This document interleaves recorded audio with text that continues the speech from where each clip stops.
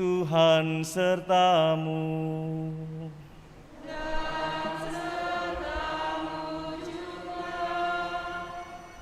Saudari-saudara umat Allah yang terkasih, selamat Natal.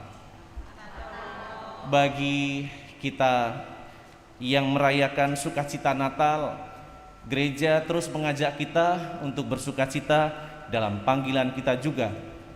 Seperti yang dialami oleh para gembala kemarin, dan bagaimana mereka juga menemukan sukacita ketika berhadapan dengan sosok kanak-kanak yang terbungkus dalam lampin.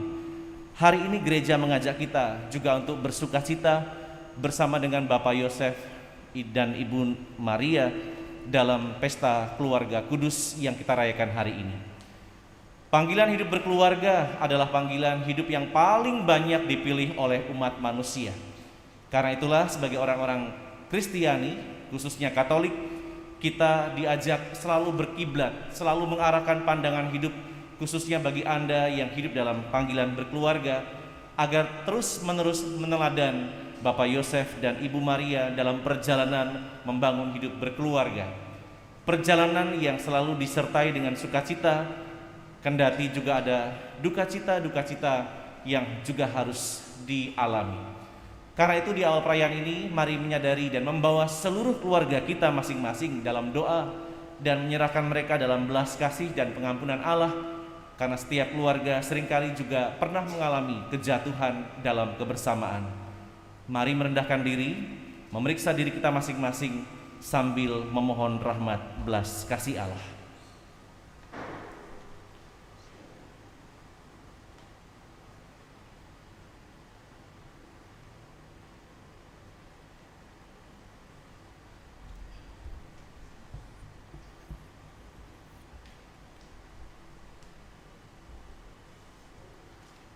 Sambil membawa keluarga-keluarga kita juga pada pagi ini diajak untuk berdoa. Yang pertama oleh keluarga Ibu Anita Situmorang, untuk Bapak Lukas Pondang Situmorang yang telah meninggal dunia 1,5 tahun yang lalu. Juga untuk Ibu Hilaria Rubaidah yang meninggal dunia 40 hari lalu. Juga bersama keluarga Bapak Sukin, untuk Bapak Fu Jan Fong, ayah Sukin yang dipanggil Tuhan 40 hari lalu. Semoga saudara-saudara kita yang telah berpulang ini memperoleh kerahiman Allah dan anugerah kebahagiaan kekal di surga. Dan mari bersama-sama mengakui semua kerapuhan dan khususnya kedosaan kita. Saya mengaku kepada Allah yang Maha Kuasa dan kepada saudara sekalian bahwa saya telah berdosa dengan pikiran dan perkataan, dengan perbuatan dan kelalaian. Saya berdosa,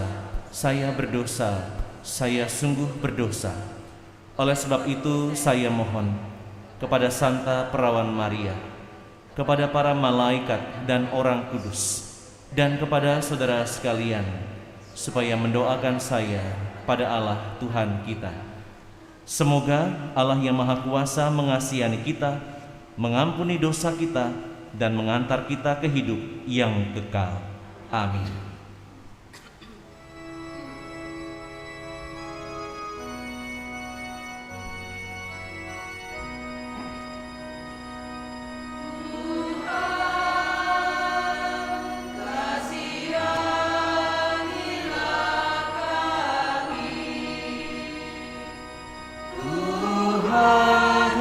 kasihanilah kami.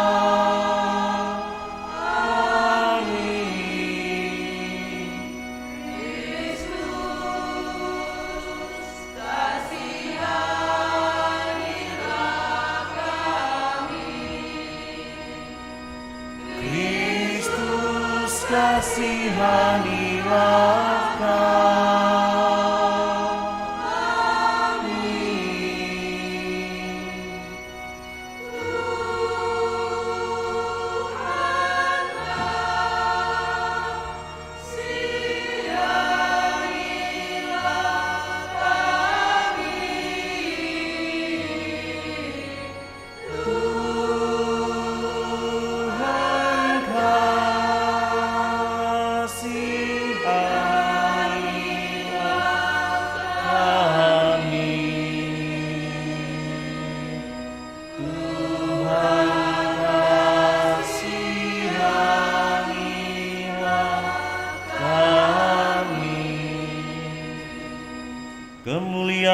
kepada Allah di surga,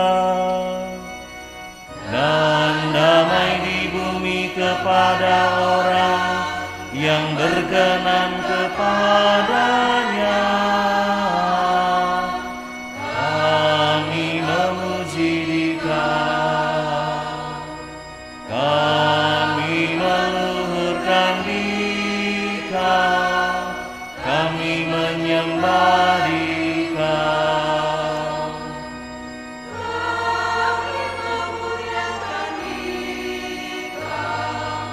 Kami bersyukur kepadamu karena kemuliaan-Mu yang besar.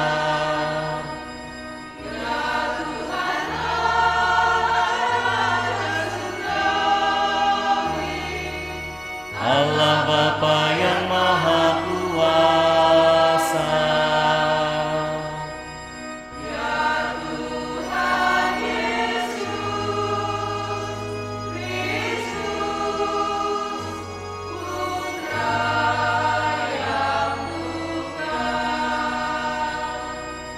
ya Tuhan Allah, Anak Domba Allah, Putra Bapa.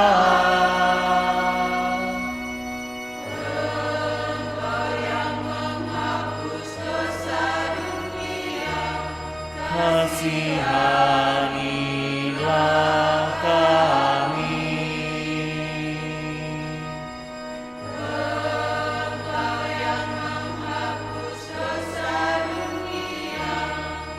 Kabulkanlah doa kami.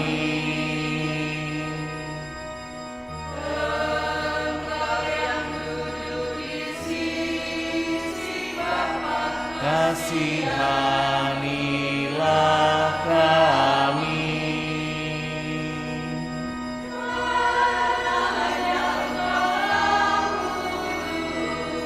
Hanya Engkaulah Tuhan.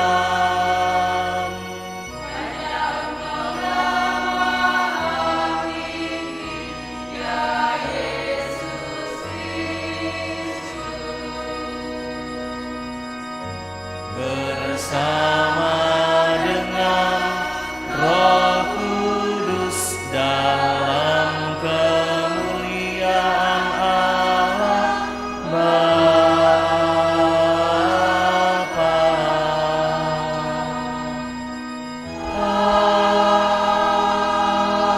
Amin.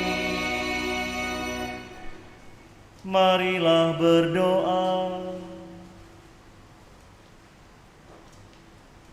Allah Bapa yang Maha Kuasa dan Maha Rahim, Engkau berkenan memberikan kepada kami keluarga kudus sebagai teladan yang unggul.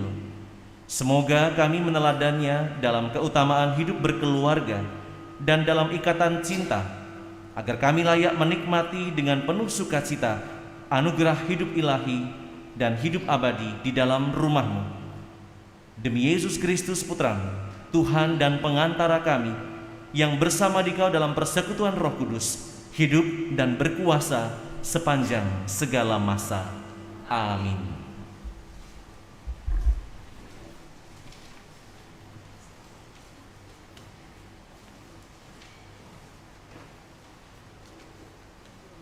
Pembacaan dari kitab pertama Samuel. Setahun sesudah mempersembahkan kurban di Silo, mengandunglah Hana dan melahirkan seorang anak laki-laki. Anak itu diberinya nama Samuel, sebab katanya, "Aku telah memintanya dari Tuhan." Lalu Elkana suami Hana pergi dengan seisi rumahnya untuk mempersembahkan kurban sembelihan tahunan dan kurban nazar kepada Tuhan. Tetapi Hana tidak ikut pergi. Katanya kepada suaminya, Nanti, apabila anak itu sudah cerai susu, aku akan mengantarkan dia, maka ia akan menghadap ke hadirat Tuhan dan tinggal di sana seumur hidupnya. Setelah Samuel disapi oleh ibunya, ia dihantar ke rumah Tuhan di Silo, dan bersama dia dibawalah seekor lembu jantan yang berumur 3 tahun, 1 eva tepung, dan sebuyung anggur. Waktu itu Samuel masih kecil betul. Setelah menyembelih lembu, mereka mengantarkan kanak-kanak itu kepada Eli. Lalu Hana berkata kepada Eli, "Mohon bicara, tuanku. Demi Tuhanku hidup, akulah perempuan yang dahulu berdiri di sini dekat tuanku untuk berdoa kepada Tuhan. Untuk mendapat anak inilah aku berdoa. Dan Tuhan telah memberikan kepadaku apa yang kuminta daripadanya. Maka aku pun menyerahkannya kepada Tuhan. Seumur hidupnya, terserahlah anak ini kepada Tuhan." Lalu sujudlah mereka semua menyembah Tuhan. Demikianlah sabda Tuhan.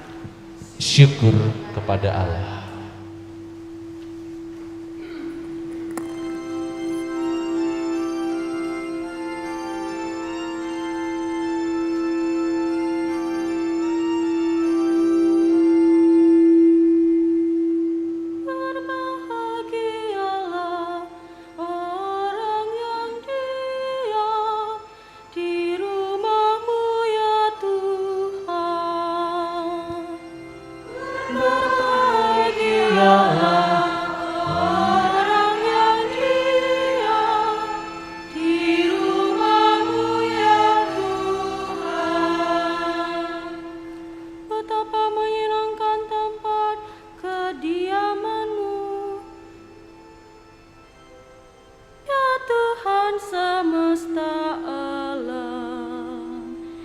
Jiwaku merana karena merindukan pelataran rumah Tuhan. Jiwa dan ragaku bersorak-sorai kepada Allah yang hidup. Berbahagialah orang yang diam di rumah-Mu ya Tuhan. Berbahagialah orang yang diam di rumah-Mu, yang memuji Engkau tanpa henti. Berbahagialah para peziarah yang mendapat kekuatan daripada-Mu, yang bertolak dengan penuh gairah. Berbahagialah orang yang diam di rumah-Mu ya Tuhan.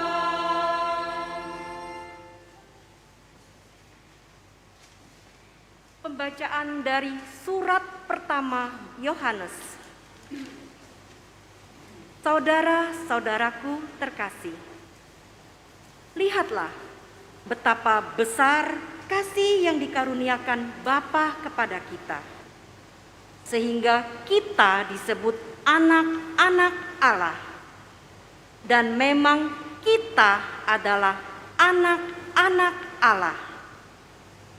Karena itu, dunia tidak mengenal kita, sebab dunia tidak mengenal Allah. Saudara-saudaraku yang terkasih, sekarang kita adalah anak-anak Allah, tetapi belum nyata bagaimana keadaan kita kelak. Akan tetapi kita tahu bahwa apabila Kristus menyatakan dirinya, kita akan menjadi sama seperti Dia, sebab kita akan melihat Dia dalam keadaannya yang sebenarnya. Saudara-saudaraku yang terkasih, jikalau hati kita tidak menuduh kita, maka kita mempunyai keberanian penuh iman untuk mendekati Allah. Dan apa saja yang kita minta dari Allah, kita beroleh daripadanya. Karena kita menuruti segala perintahnya dan berbuat apa yang berkenan kepadanya. Dan inilah perintahnya itu, yakni supaya kita percaya akan nama Yesus Kristus anaknya, dan supaya kita saling mengasihi sesuai dengan perintah yang diberikan Kristus kepada kita. Barang siapa menuruti segala perintahnya, ia diam di dalam Allah dan Allah di dalam dia. Dan beginilah kita ketahui bahwa Allah ada di dalam kita, yaitu dalam Roh yang telah Ia karuniakan kepada kita. Demikianlah sabda Tuhan.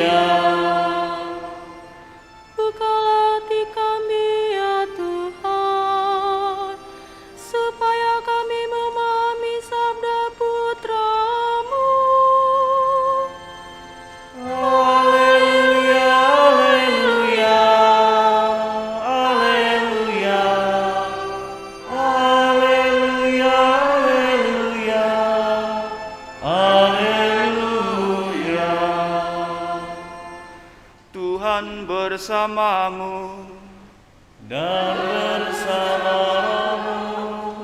Inilah Injil suci menurut Lukas. Dimuliakanlah Tuhan. Setiap tahun pada hari raya Paskah, orang tua Yesus pergi ke Yerusalem. Ketika Yesus telah berumur 12 tahun, pergilah mereka ke Yerusalem seperti yang lazim pada hari raya itu. Seusai hari-hari perayaan itu, ketika mereka berjalan pulang, tinggallah Yesus di Yerusalem tanpa diketahui orang tuanya. Karena mereka menyangka bahwa Yesus ada di antara orang-orang seperjalanan mereka, berjalanlah mereka sehari perjalanan jauhnya, lalu mencari Dia di antara kaum keluarga dan kenalan. Karena tidak menemukan Dia, kembalilah orang tua Yesus ke Yerusalem sambil terus mencari Dia. Sesudah 3 hari, mereka menemukan Yesus dalam bait Allah. Ia sedang duduk di tengah-tengah para guru agama sambil mendengarkan mereka dan mengajukan pertanyaan-pertanyaan kepada mereka. Semua orang yang mendengar Dia sangat heran akan kecerdasannya dan jawaban-jawaban yang diberikannya. Ketika Maria dan Yusuf melihat Dia, tercenganglah mereka, lalu kata ibunya kepadanya, "Nak, mengapakah engkau berbuat demikian terhadap kami? Lihat, Bapamu dan aku dengan cemas mencari Engkau." Jawab Yesus kepada mereka, "Mengapa kamu mencari aku? Tidakkah kamu tahu bahwa aku harus berada di dalam rumah Bapa-Ku?" Tetapi mereka tidak mengerti apa yang dikatakan Yesus kepada mereka. Lalu Yesus pulang bersama-sama mereka ke Nazaret. Ia tetap hidup dalam asuhan mereka. Maria pun menyimpan semua hal itu di dalam hatinya. Yesus makin dewasa dan bertambah hikmatnya. Ia pun makin dikasihi oleh Allah dan manusia. Demikianlah sabda Tuhan. Terpujilah Kristus.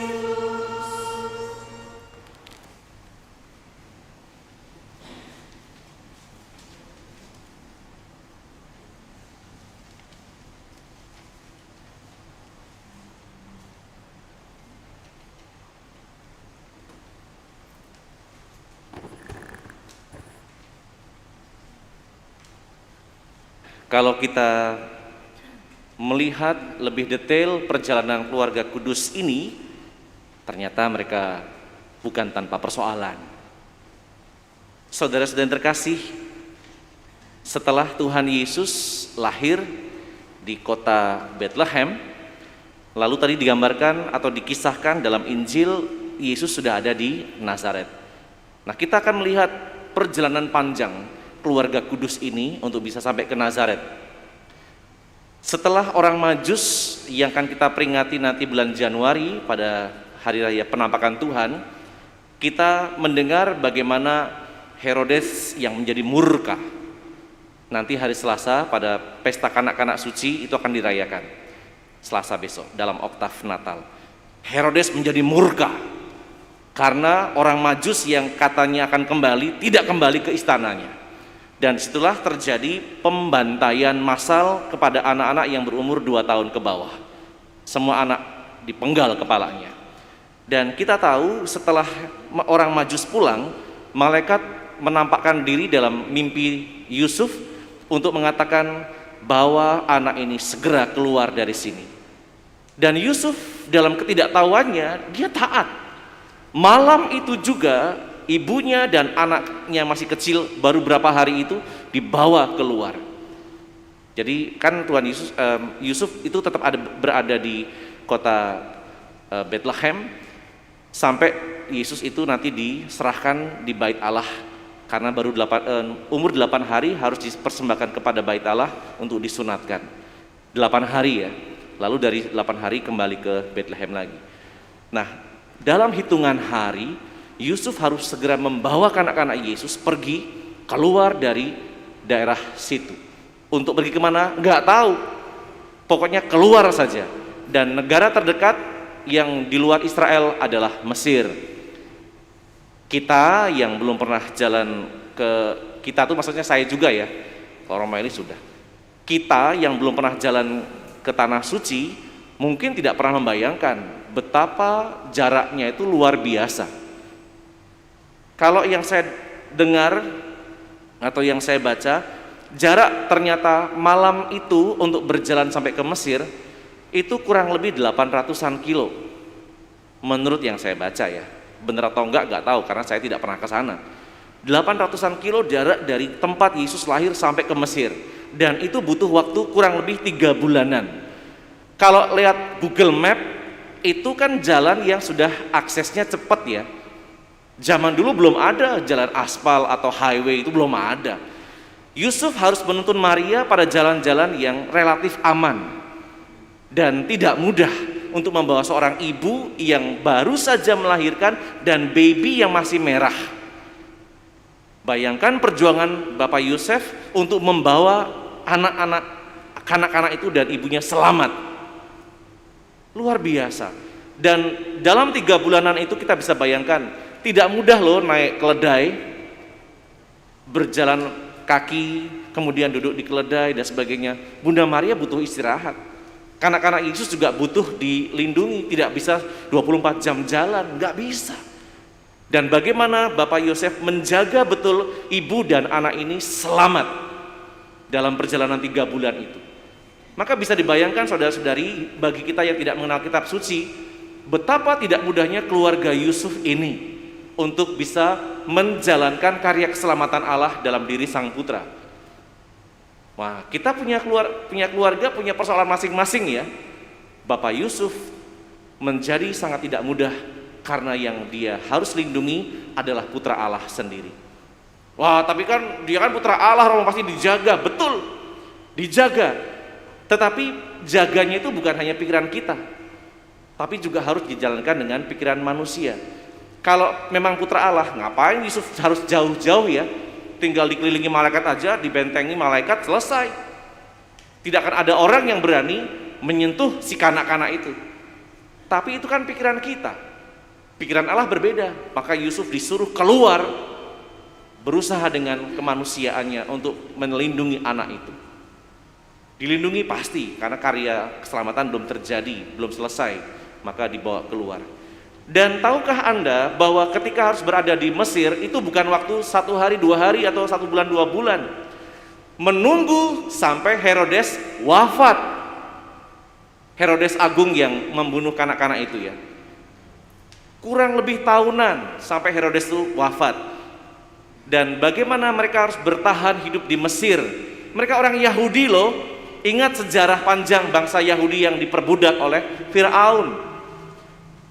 Baju atau pakaian mereka sebagai orang Yahudi itu sangat dikenali berbeda dengan orang-orang Mesir. Maka bagaimana Bapak Yosef menjaga Bunda Maria dan kanak-kanak agar tidak menjadi bulian atau bahkan nanti diperbudak kembali dengan cara yang baru oleh bangsa Mesir. Mereka harus bersembunyi. Kalau tidak salah ada rumah persembunyian ya, saya tidak tahu persis karena saya sekali lagi belum cukup mengenal budaya Mesir situ. Tetapi di sana ada rumah tempat persembunyian Bapak Yosef dan Bunda Maria. Dan bagaimana Yosef juga bisa membuat dirinya bertahan, mencari pekerjaan yang memungkinkan supaya istri dan anaknya bisa makan. Tidak mudah. Itulah yang dialami oleh Bapak Yosef untuk terus menjaga keluarganya. Dan setelah Herodes wafat, barulah mereka kembali ke Nazaret. Maka Yesus disebut sebagai orang Nazaret. Dan kita dengar hari ini bagaimana kisah yang lain, Yosef dan Maria membawa Yesus yang sudah remaja berumur 12 tahun untuk dikenalkan kepada Bait Allah. Dan kita juga mendengar bagaimana ketika mereka jalan pulang, Yesus tidak didapati di antara sanak keluarganya. Dicari seharian tidak ketemu. Akhirnya mereka kembali ke Bait Allah atau ke Yerusalem untuk mencari Yesus. Dan bayangkan, kita misa cuma 1,5 jam sudah lama. Ini 3 hari Yosef dan Maria harus mencari Yesus. 3 hari. Kita 1,5 jam saja sudah terasa lama. Yosef, Maria dalam kepanikannya berusaha menemukan anaknya yang masih muda itu. Kita dengar anak nggak pulang saja sudah diteleponin, pulang nggak? Pulang gitu ya. Zaman itu nggak ada WA atau telepon, jadi Yesus nggak bisa dicari, harus dicari manual. Dan Yerusalem itu kota yang lumayan besar karena tempat peziarahan. Jadi bisa dibayangkan banyak orang masih ada di sana. Dan ada tempat-tempat tertentu yang harus dikunjungi satu persatu. 3 hari lamanya baru ketemu. Ternyata si Yesus yang masih remaja itu ada di Bait Allah. Saudara-saudara terkasih, kalau kita ada di posisi Bunda Maria atau Santo Yosef, mungkin kita akan, orang Jawa bilang tuh selentik, ngajar bocah ini, golek dicari kemana-mana karena tidak ketemu. Mungkin sebagian orang tua akan berbuat seperti itu ketika anaknya hilang. Karena apa? Sudah 3 hari mencari dalam kepanikan, emosi yang muncul. Tetapi tidak dengan Yosef dan Bunda Maria. Dalam kelelahannya mereka terus mencari sampai menemukan. Dan ketika ketemu, Bunda Maria dengan lemah lembut mengatakan, "Nak, mengapa engkau berbuat seperti ini? Aku dan bapakmu mencari engkau," gitu. Bukan dimarahin ya, tapi ditanya dengan kelembutan. Meskipun Tuhan Yesus tadi mengatakan, ngapain nyari aku? Bukankah aku harus ada di rumah Bapakku? Bagi orang-orang tua yang mendengar jawaban seperti itu, mungkin akan mengatakan anak kurang ajar. Tapi inilah mengapa. Nah, kita lihat di sini karakter Yosef dan Bunda Maria. Bapak Yosef itu adalah pribadi sederhana. Dia tidak pernah membayangkan bahwa dirinya akan menjadi pahlawan yang oleh gereja dikenal sebagai Bapak yang suci. Dia tidak pernah membayangkan itu. Yang dia buat hanyalah menjalankan tugasnya sebagai seorang laki-laki sejati, melindungi istrinya, melindungi anaknya. Itulah yang Yosef mau dalam hidupnya.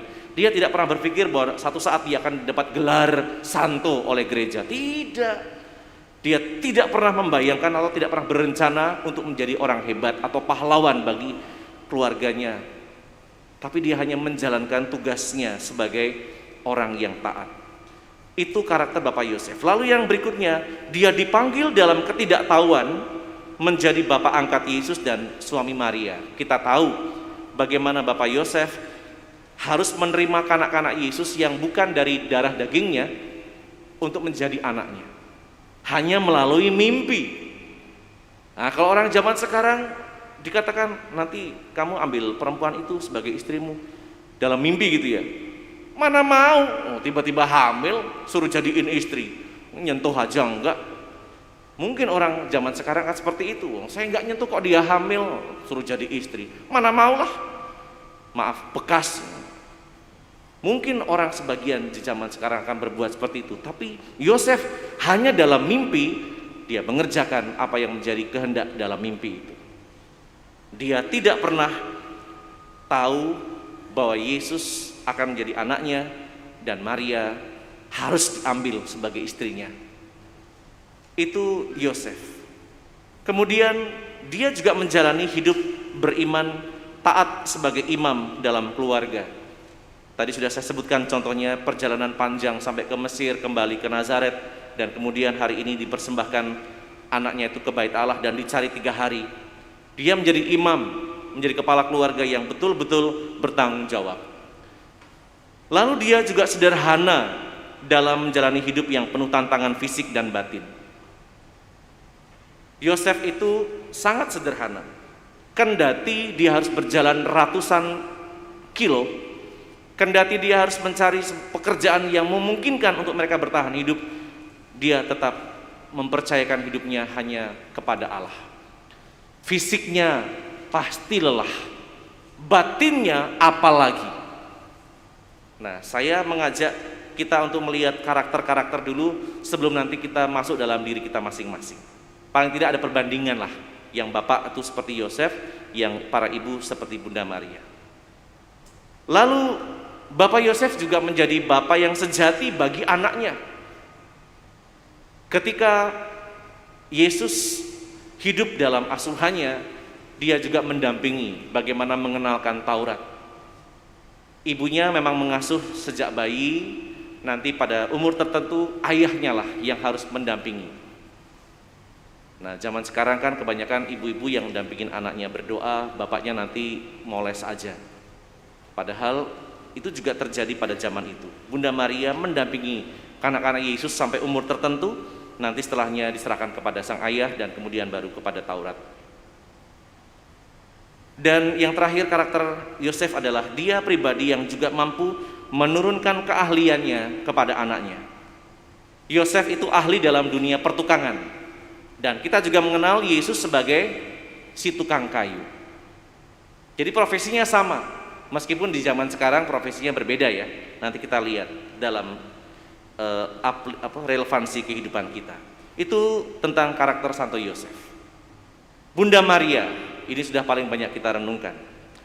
Bunda Maria adalah pribadi yang penuh sukacita dalam duka citanya. Sebelum Natal kemarin kita mendengarkan bagaimana Bunda Maria yang menerima kabar dari malaikat. Sebenarnya ada perasaan sukacita karena dia akan mempunyai anak, tapi juga ada perasaan duka citanya yang tidak pernah kita ketahui. Karena apa? Dia perempuan muda yang harus hamil. Dan kita tahu Bunda Maria juga tahu, perempuan yang hamil di luar perkawinan hukumnya rajam. Dalam kedukaannya juga, dia menyempatkan diri untuk pergi ke Yudea untuk berjumpa dengan Elizabeth, membawa kabar sukacitanya karena Elizabeth itu bisa mengandung juga. Perasaan duka citanya disembunyikan. Jangan dikira Bunda Maria itu sukacita aja ya. Dia perempuan muda, belum menikah, punya anak. Jadi, tapi dia tetap menampilkan sukacitanya di depan banyak orang, meskipun hatinya penuh dengan kedukaan. Bagaimana dia juga harus nanti bicara kepada tunangannya Yosef, mengatakan bahwa dirinya itu hamil. Itu bukan perkara mudah, meskipun akhirnya nanti dibantu oleh malaikat. Ya, dibantu oleh malaikat untuk meneguhkan bahwa anak yang dalam kandungannya itu bukan dari manusia, tapi dari Allah sendiri. Tidak mudah. Tetap bersukacita di tengah kedukaan. Itu yang bisa kita lihat. Bunda Maria juga tidak pernah tahu masa depan, tetapi dia menjalaninya dengan iman. Bunda Maria bukan seperti Tuhan Yesus anaknya ya, bisa melihat ke masa depan. Bunda Maria manusia biasa. Apa yang terjadi di depan dia tidak tahu. Pokoknya disuruh ini jalan. Dan itu hanya butuh ketaatan. Dan taat itu tidak mudah. Lalu dia juga peduli kepada sesama. Kita ingat salah satu kisahnya adalah perkawinan di Kana. Bagaimana Bunda Maria juga sangat peduli, dan kepedulian itulah yang juga akhirnya menurun kepada Sang Putra. Peduli kepada orang-orang yang susah. Ibu yang setia sampai akhir. Ketika suaminya sudah meninggal, dia terus mendampingi anaknya bertumbuh. Meskipun juga harus mengalami pengalaman duka. Kenapa? Karena banyak orang mengatakan, anakmu itu gimana sih? Itu mempermalukan ajaran Taurat. Karena kita tahu ya, hukum Taurat hukum Taurat itu punya aturan sendiri, tetapi oleh Tuhan Yesus dikabarkan atau diajarkan dengan sesuatu yang berbeda. Orang nggak cuci tangan, boleh. Memetik bulir gandum pada hari Sabat, boleh. Menyembuhkan orang pada hari Sabat, boleh. Pastilah itu dilaporkan kepada ibunya Maria. Sama kok misalnya saya, Roma Elis, berbuat sesuatu yang salah, pasti ada yang lapor ke uskup. Sama, dilaporkan. Nah, Bunda Maria juga menanggung perasaan malu itu. Tetapi dia tetap menerima anaknya karena dia tahu siapa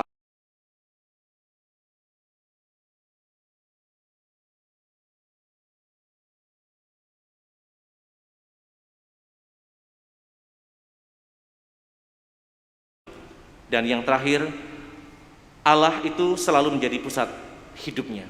Apapun yang dia kerjakan, pusatnya selalu Allah. Apapun yang Allah mau, selalu akan dia kerjakan. Apapun itu. Kendati sulit sekalipun, kalau Allah yang menghendaki akan dia kerjakan. Karena dia yakin bahwa Allah akan menyertai.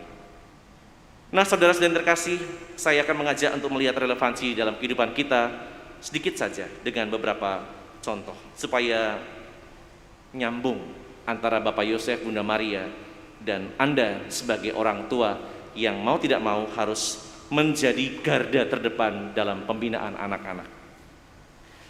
Kemarin ya, waktu perayaan Natal anak-anak setelah misa, saya duduk di belakang menyaksikan karya anak-anak kita terhadap adik-adiknya. Dan ketika itu saya melihat ada seorang ayah yang anaknya pas keluar, tapi saya yakin di sini tidak ada orangnya. Saya yakin karena mungkin dia jarang-jarang misa juga, karena saya tidak hafal wajahnya ya. Maka saya yakin tidak ada di sini. Anaknya keluar, kemudian sama orang tuanya dikejar, kemudian digandeng, dituntun tuh sambil matanya mendelik-mendelik gitu. Mendelik. Kalau saya bisa ekspresi mungkin sambil ngomel-ngomel sedikit. Saya melihat itu, sebenarnya saya hanya mengatakan dalam diri, ya Tuhan, ini orang tua ini mengasihi anaknya tapi mungkin belum tepat caranya. Digandeng, dicaret, masuk ke dalam lagi. Itulah cara keluarga-keluarga Katolik tertentu ya. Karena sekali lagi kita sadar bahwa menjadi keluarga itu tidak ada sekolahnya. Jadi orang tua yang anaknya masih kecil itu tuh ditarik gitu, terus matanya diplotot-plotot. Saya cuman tertawa dalam hati, tapi juga kasihan ya. Mau ditegur, tapi ya nantilah, pada waktunya nanti. Jadi saya melihat bagaimana orang tua mempunyai peran penting dalam pembentukan kekudusan, keberhasilan anak. Anak itu belum tahu apa-apa, dia belum bisa membedakan mana yang benar dan salah. Maka jangan langsung dimarahi. Disapa boleh, tapi tidak langsung dimarahi. Karena dia tidak tahu bedanya antara yang baik dan yang salah. Orang tua, ya ini bukan dimanja ya, bukan dimanja. Tetapi ditegur, disapa dengan baik, dengan bahasa yang lebih mengena untuk anak-anak. Kenapa? Sekali orang tua sudah mulai marah, itu akan terekam dalam otaknya, orang tuanya itu pemarah. Sekali lagi, menjadi kudus atau tidak, itu berawal dari orang tua.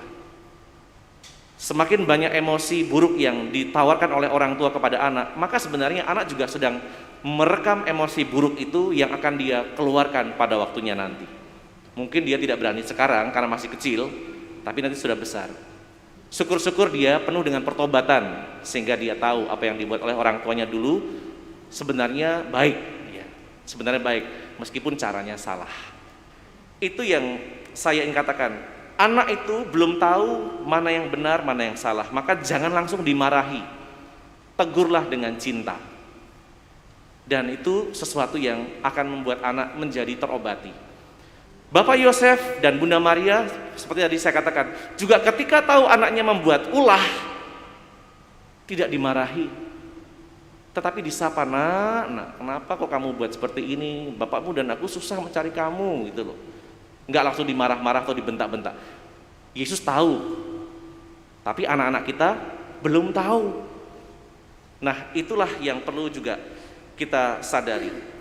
Lalu di bagian awal, orang tua yang suka traveling, karena memang dua-duanya suka traveling alam, maka menginap di hutan dan sebagainya itu biasa.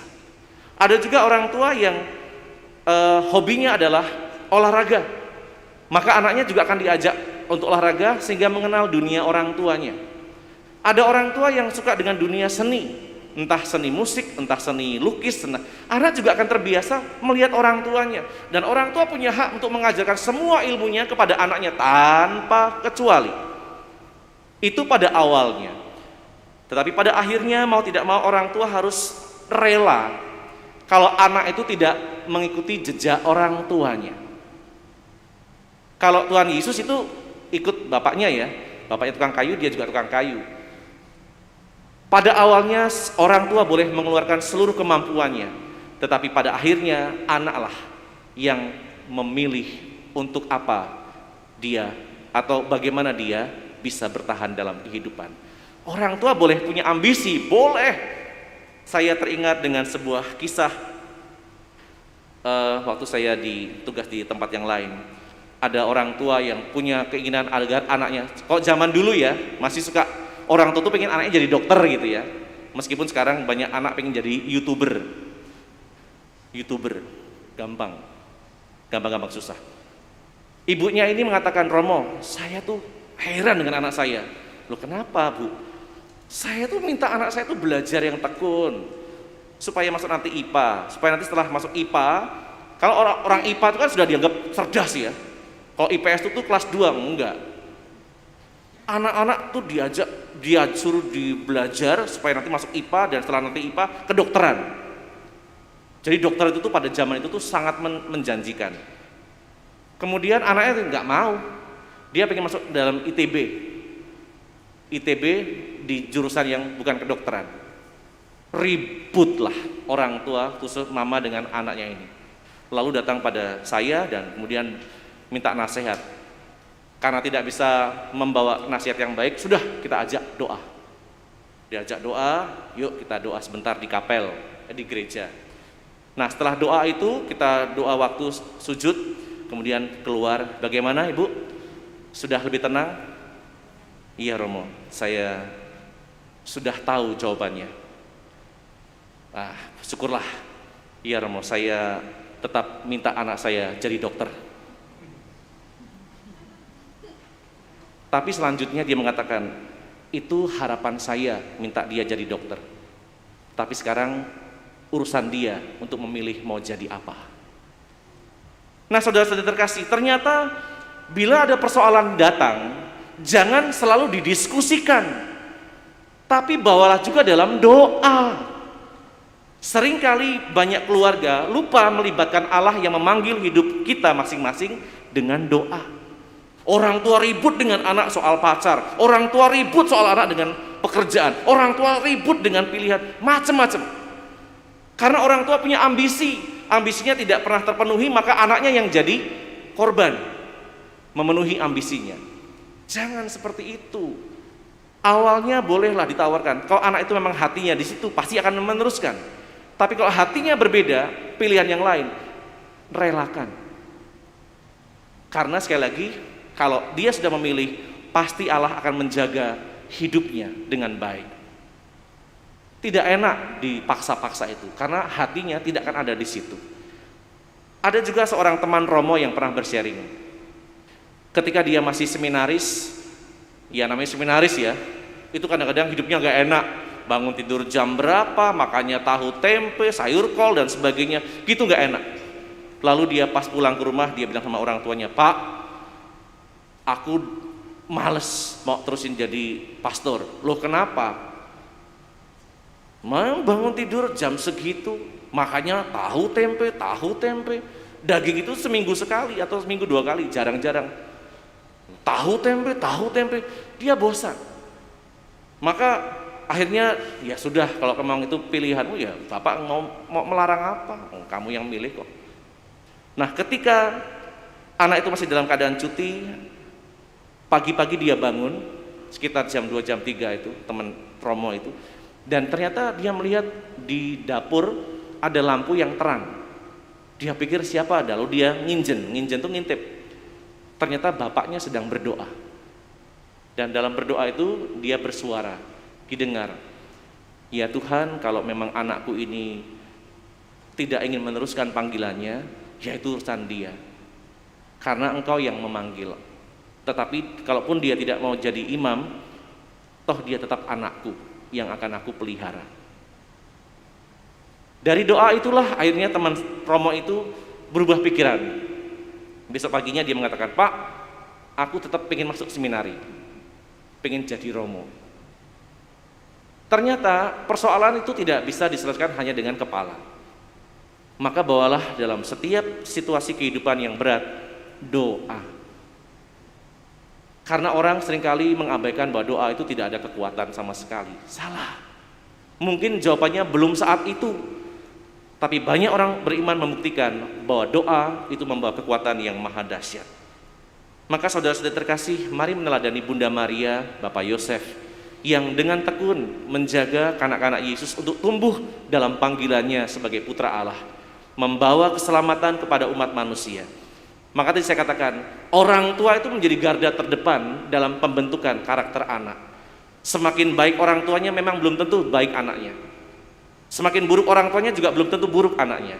Tetapi bagaimana orang mengusahakan sebaik mungkin supaya anak bisa tumbuh juga dalam kondisi yang baik.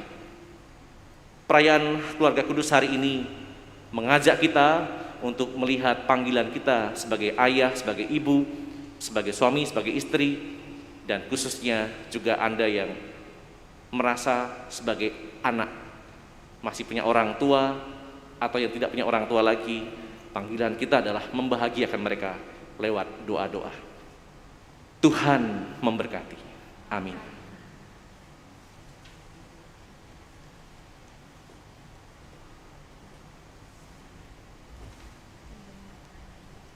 Mari bangkit berdiri dan kita perbaharui kembali iman kepercayaan kita. Aku percaya akan Allah, Bapa yang Maha Kuasa, Pencipta langit dan bumi, dan akan Yesus Kristus, Putranya yang tunggal Tuhan kita, yang dikandung dari Roh Kudus, dilahirkan oleh perawan Maria, yang menderita sengsara pada pemerintahan Pontius Pilatus, disalibkan, wafat dan dimakamkan, yang turun ke tempat penantian, pada hari ketiga bangkit dari antara orang mati, yang naik ke surga duduk sebelah kanan Allah Bapa yang Maha Kuasa. Dari situ Ia akan datang mengadili orang yang hidup dan yang mati. Aku percayakan Roh Kudus, Gereja Katolik yang kudus, persekutuan para kudus, pengampunan dosa, kebangkitan badan, kehidupan kekal. Amin.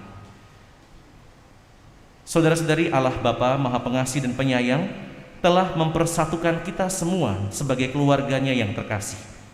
Maka marilah kita memanjatkan doa-doa dengan penuh iman, harapan dan kasih kita sebagai putra-putrinya yang terkasih.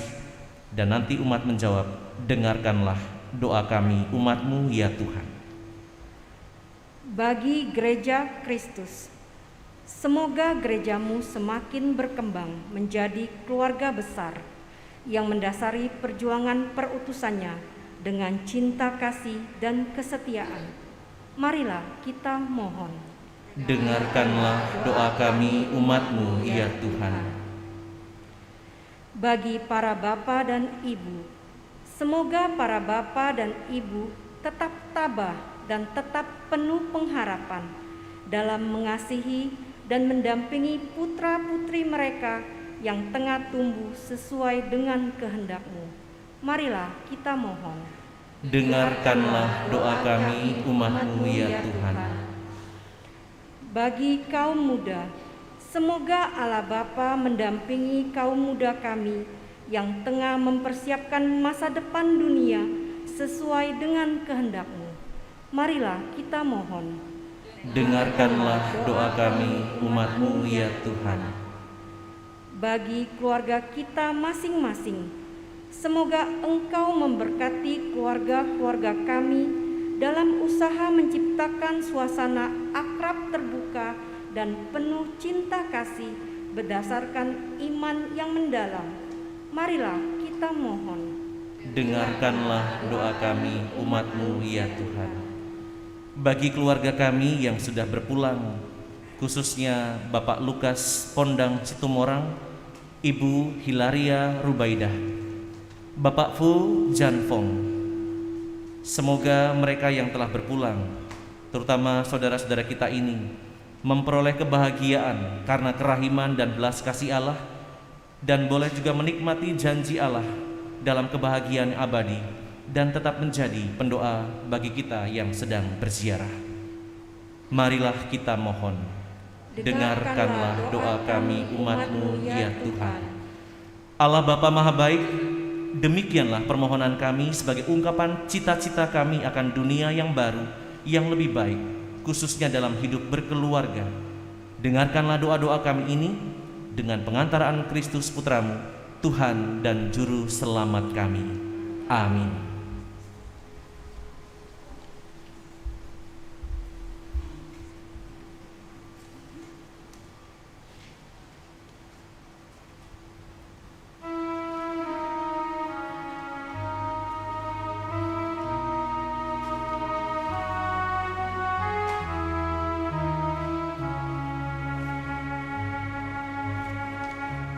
Terpuji dan berdoa Yesus dalam segala hal.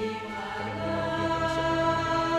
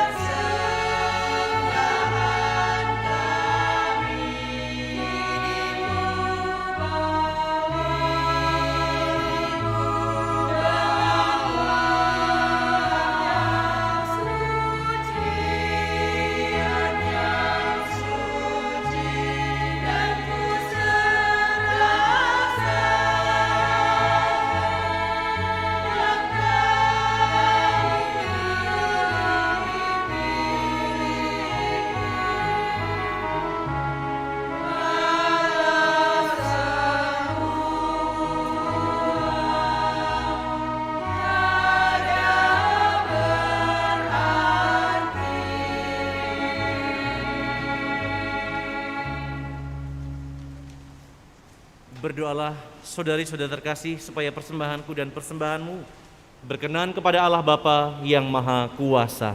Semoga persembahan ini diterima demi kemuliaan Tuhan dan keselamatan kita serta seluruh umat Allah yang kudus. Allah Bapa di surga, kepadamu kami persembahkan kurban pendamaian ini.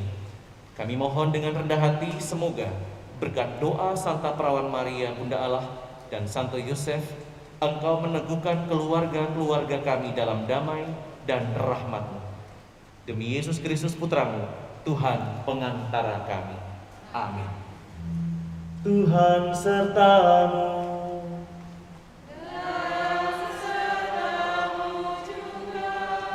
Marilah mengarahkan hati kepada Tuhan.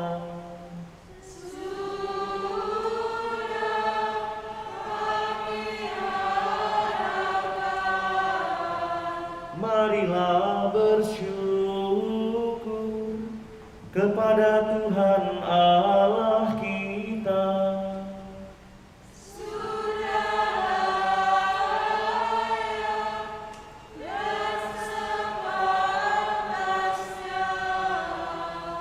Sungguh pantas dan benar, layak dan menyelamatkan, bahwa kami selalu dan dimanapun bersyukur kepadamu, Tuhan Bapa yang kudus, Allah yang Maha Kuasa dan kekal, dengan pengantaraan Kristus Tuhan kami. Dalam perayaan misteri yang mulia, Dia yang dari dirinya sendiri tidak kelihatan, menjadi kelihatan sebagai manusia seperti kami. Dia yang diperanakkan sebelum adanya waktu, masuk ke dalam waktu, agar di dalam dirinya semesta yang telah jatuh diperbarui, dan manusia yang tersesat dipanggil kembali ke dalam kerajaan surga. Maka dalam perayaan yang menggembirakan ini, bersama semua malaikat, kami memuji-Mu sambil bernyanyi.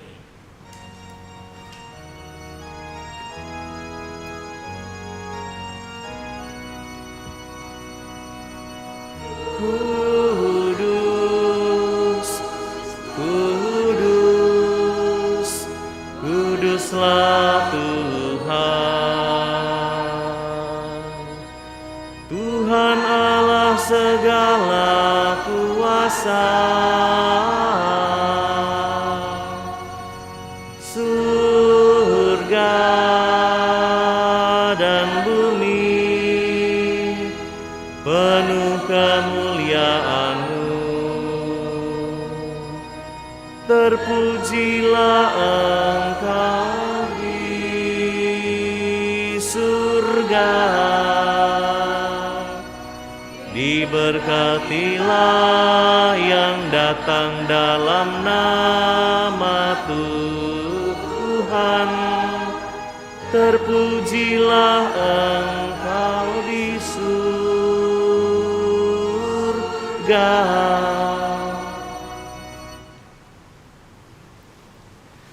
Sungguh kuduslah Engkau Tuhan, sumber segala kekudusan. Maka kami mohon, kuduskanlah persembahan ini dengan pencurahan Roh-Mu, agar bagi kami menjadi tubuh dan darah Tuhan kami, Yesus Kristus. Ketika Dia diserahkan untuk menanggung sengsara dengan rela, Dia mengambil roti, dan sambil mengucap syukur Dia memecah-mecahkan, lalu memberikannya kepada murid-muridnya seraya berkata, "Terimalah dan makanlah kamu semua.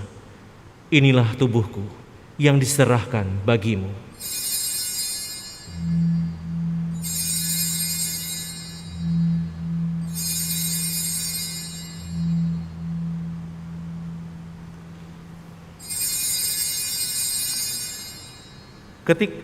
Demikian pula sesudah perjamuan Dia mengambil piala. Sekali lagi Dia mengucap syukur kepadamu, memberikannya kepada murid-muridnya seraya berkata, "Terimalah dan minumlah kamu semua. Inilah piala darahku, darah perjanjian baru dan kekal, yang ditumpahkan bagimu dan bagi semua orang demi pengampunan dosa. Lakukanlah ini sebagai kenangan akan daku."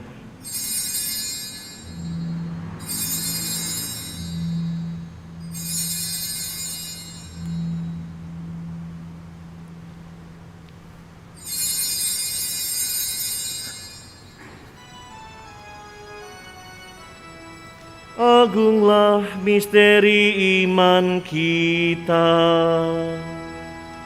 Penyelamat dunia, selamatkanlah kami, karena melalui salib dan kebangkitan-Mu,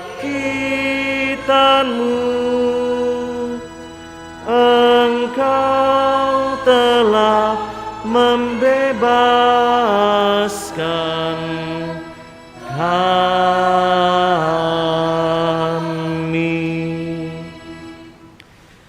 Sambil mengenangkan wafat dan kebangkitan Kristus, kami mempersembahkan kepadamu Bapa roti kehidupan dan piala keselamatan. Kami bersyukur sebab kami Engkau anggap layak menghadap Engkau dan berbakti kepadamu. Dan kami mohon semoga kami yang menerima tubuh dan darah Kristus dihimpun menjadi satu umat oleh Roh Kudus. Ingatlah Tuhan akan gereja-Mu yang tersebar di seluruh bumi, agar Engkau menyempurnakannya dalam cinta kasih, dalam persatuan dengan Paus kami Fransiskus dan Uskup Agung kami Yohanes, Uskup Emeritus kami Aloysius, serta semua rohaniwan. Ingatlah juga akan saudara-saudari kami yang telah meninggal dengan harapan akan bangkit, dan akan semua orang yang telah berpulang dalam kerahiman-Mu, dan terimalah mereka dalam cahaya wajah-Mu. Kami mohon kasihanilah kami semua, agar kami Engkau terima dalam kebahagiaan abadi, bersama Santa Perawan Maria, Bunda Allah, Santo Yosef mempelainya, para rasul dan semua orang kudus sepanjang masa yang hidupnya berkenan padamu. Semoga kami pun Kau perkenankan turut serta memuji dan memuliakan Dikau dengan pengantaraan Yesus Kristus, Putra-Mu. Dengan pengantaraan Dia, bersama Dia dan dalam Dia, bagi-Mu Allah Bapa yang Maha Kuasa, dalam persekutuan dengan Roh Kudus, segala hormat dan kemuliaan sepanjang segala masa. Amin.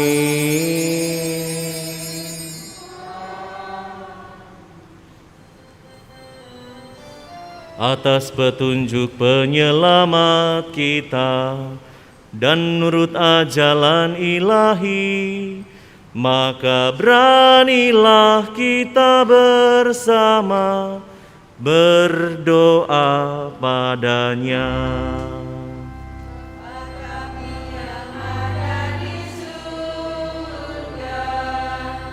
Dimuliakanlah nama-Mu,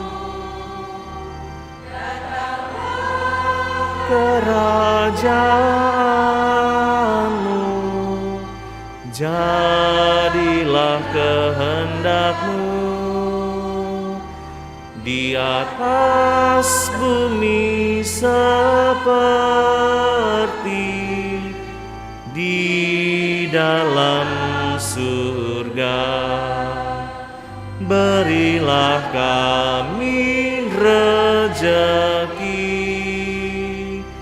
pada hari ini, dan ampunilah kesalahan kami, seperti kami pun mengampuni yang bersalah kepada kami.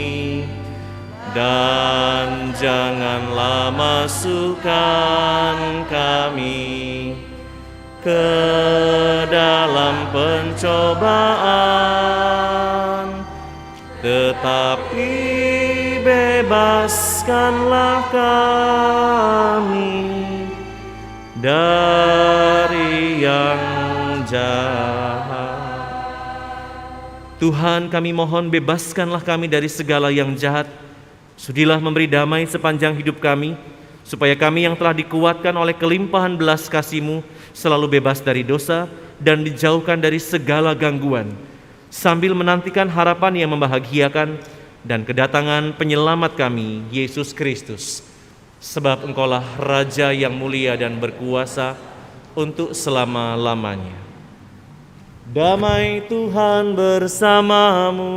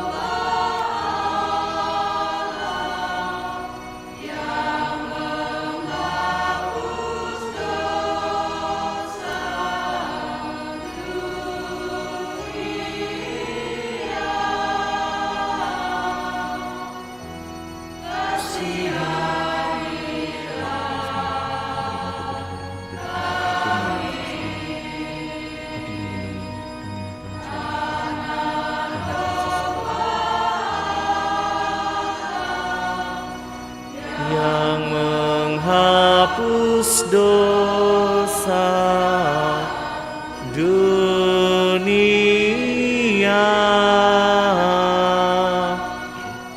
kasihanilah kami.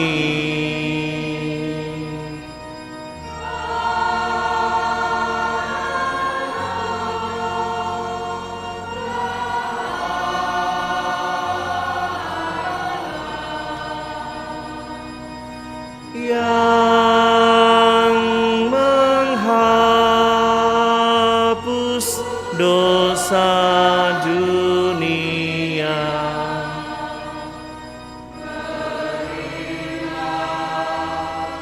kami.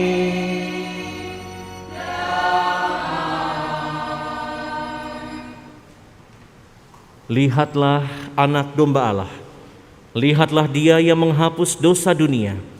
Berbahagialah saudari-saudara yang pagi ini diundang ke perjamuan anak domba. Tuhan, saya tidak pantas Engkau datang kepada saya, tetapi bersabdalah saja, maka saya akan sembuh.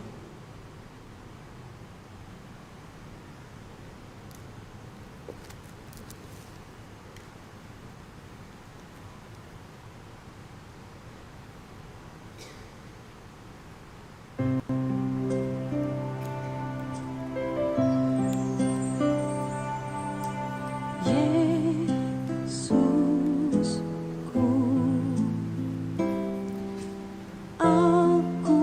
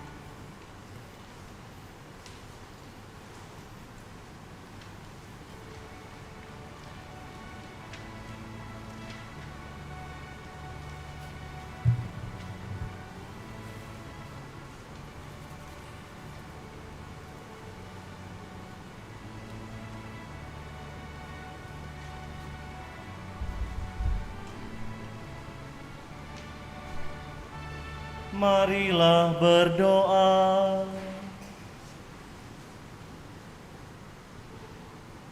Bapa yang penuh kasih, kami bersyukur karena Engkau telah memberikan rezeki surgawi sebagai sumber kebahagiaan sejati bagi kami dan keluarga. Bantulah kami agar dapat meneladan keluarga kudus di Nazaret, dan kelak perkenankanlah kami menikmati kebahagiaan abadi di surga. Demi Kristus Putramu, Sang Juru Selamat, kini dan sepanjang segala masa. Amin.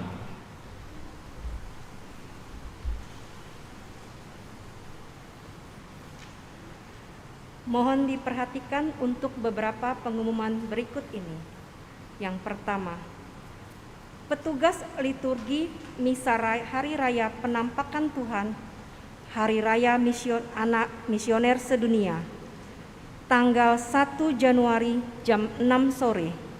Lektor Ambar Erna, Pemazmur Francisca Suyono, Tata Laksana dan Kur, Lingkungan Agnes dan Lingkungan Angela, Organis Carla. Tanggal 2 Januari jam 7 pagi, Lektor Alexander Koharman, Pemazmur Civita Dei, Tata Laksana dan Kur, Lingkungan Barbara dan Lingkungan Clara, Organis Marisa. Kedua, pelajaran komuni pertama akan dilaksanakan pada minggu pertama bulan Januari 2022. Yang telah berusia 10 tahun bisa mengikutinya. Softkopi formulir pendaftaran dimintakan di sekretariat. Saudara-saudari yang terkasih, selamat menikmati waktu yang berkualitas bersama keluarga. Tetap setia menjalankan 5M, mencuci tangan dengan rutin, memakai masker, menjaga jarak, menjauhi kerumunan, mengurangi mobilitas. Selamat pagi. Saudari-saudara terkasih, terima kasih atas kehadirannya. Masih mengingat kalau hari ini adalah hari Minggu, karena sebagian dari kita pasti lupa mungkin kalau ini hari Minggu karena sudah merayakan Natal kemarin, lalu lupa hari ini hari Minggu. Maka terima kasih untuk yang hadir dalam doa bersama ini, dan semoga Pesta Keluarga Kudus memberi inspirasi dan peneguhan buat kita untuk terus berkarya melalui keluarga masing-masing. Terima kasih juga kepada para petugas liturgi yang mempersiapkan diri untuk pelayanan dalam hari Minggu ini, adik-adik misdinar, lektor, juga pemazmur, prodiakon, petugas multimedia, tata laksana, dan yang kur yang tentu saja harus berlatih sekian waktu lamanya ditemani organisnya. Terima kasih. Saya takut menyebut nama karena di sini tidak ada catatan. Pokoknya terima kasih buat yang ada di atas, yang kur ya, terima kasih. Ada dua yang ingin saya sampaikan. Yang pertama, bagi yang terbiasa misa pagi, besok adalah oktav Paskah sampai nanti Minggu. Maka misa pagi bagi yang biasa hadir tetap kita rayakan 5:30 seperti biasa, supaya informasinya tidak simpang siur dikira tidak ada misa pagi setelah Natal ya. Jadi yang biasa misa pagi dalam kesehariannya akan ada misa pagi mulai besok sampai seterusnya 5:30. Lalu yang kedua, untuk pertemuan perdana di bulan Januari tanggal 2 Januari mendatang, khususnya bagi calon komuni pertama, ini berlaku untuk peserta yang sudah mendaftarkan diri dan orang tuanya. Boleh dua-duanya, boleh salah satu, tetapi yang jelas harus ada orang tua, karena nanti akan ada pengarahan oleh para guru apa yang akan dibuat selama masa persiapan penerimaan komuni pertama itu, mulai jam 9 sampai dengan kurang lebih setengah 11, karena ada informasi-informasi berkaitan dengan kegiatan apa yang akan dibuat oleh peserta dan juga orang tuanya. Dan tentu saja tempatnya ada di aula ya. Dan tentu saja saya sudah memberitahukan kepada para guru calon komuni pertama bahwa anak yang akan ikut dalam persiapan komuni pertama minimal sudah bisa doa Bapa kami dan Salam Maria. Maka tugas orang tua mempersiapkan sekarang, masih ada beberapa hari lagi sampai tanggal itu. Kalau nanti ketika dites belum bisa doa Bapa kami Salam Maria, maka mungkin harus ditunda. Ini menjadi syarat yang harus saya sampaikan, karena ini doa biasa Bapa kami dan Salam Maria. Maka ketika nanti anak-anak yang akan ikut komuni pertama dites, entah oleh saya, entah oleh guru, dan belum bisa, maka nanti kita akan memikirkan waktu berikutnya. Karena itu buat saya sesuatu yang sangat sederhana yang menjadi kunci bagaimana keluarga mendampingi putra-putrinya dalam perayaan Ekaristi. Itu jadi bocoran dari saya. Nanti pokoknya orang tua masih ada waktu mempersiapkan putra-putrinya. Bagi yang belum bisa ya tentu saja saya harus mengatakan mungkin ditunda. Karena ini bagian pembinaan hidup iman keluarga yang paling sederhana. Itu saja bocoran dari saya. Terima kasih untuk semuanya, dan mari kita memohon berkat Tuhan agar keluarga-keluarga Bapak dan Ibu yang dibina selama ini terus mendapatkan kekuatan meskipun harus mengalami banyak peristiwa-peristiwa yang tidak selalu menyenangkan. Tuhan sertamu.